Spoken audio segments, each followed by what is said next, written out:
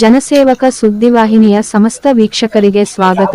ಸುದ್ದಿ ತಾಯಲೂರು ಹೋಬಳಿ ಬೈರಸಂದ್ರ ಗ್ರಾಮ, ಮುಳಬಾಗಿಲು ತಾಲೂಕಿನ ತಾಯಲೂರು ಹೋಬಳಿ ವ್ಯಾಪ್ತಿಯ ಹಿರಿಯ ಕಾಂಗ್ರೆಸ್ ಮುಖಂಡ ಎ.ಜಿ. ಶಿವಣ್ಣ ಅನಾರೋಗ್ಯದ ಕಾರಣ ನಿಧನರಾಗಿದ್ದು, ಅವರು 64 ವರ್ಷಕ್ಕೆ ತಮ್ಮ ಜೀವನದ ಪಯಣವನ್ನು ಅಂತ್ಯಗೊಳಿಸಿದ್ದು, ಅವರ ಮಡದಿ ಶ್ಯಾಮಲಮ್ಮ ಹಾಗೂ ಮಗ ಅಕ್ಷಯರನ್ನು ಬಿಟ್ಟು ಅಗಲಿದರು.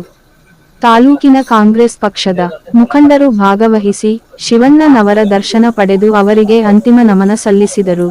ಈ ಸಂದರ್ಭದಲ್ಲಿ ಮುಳಬಾಗಿಲು ತಾಲೂಕು ಮಾಜಿ ಶಾಸಕ ಕೊತ್ತೂರು ಜಿ. ಮಂಜುನಾಥ್, ಆವನಿ ಬ್ಲಾಕ್ ಕಾಂಗ್ರೆಸ್ ಅಧ್ಯಕ್ಷ ನೀಲಕಂಠೇಗೌಡ, ವಿ. ಆದಿನಾರಾಯಣ, ಮುಳಬಾಗಿಲು ವಿಧಾನಸಭಾ ಕ್ಷೇತ್ರ ಪರಾಜಿತ ಅಭ್ಯರ್ಥಿ ಆರ್. ರಾಜೇಂದ್ರಗೌಡ, ಗುಜ್ಜನಹಳ್ಳಿ ಮಂಜುನಾಥ್, ನಾಗರೆಡ್ಡಿ, ದೂಲಪಲ್ಲಿ ರವಿ ಸೇರಿದಂತೆ ಹಲವು ನಾಯಕರು ಅವರ ಕುಟುಂಬಕ್ಕೆ ಸಾಂತ್ವನ ಹೇಳಿದರು.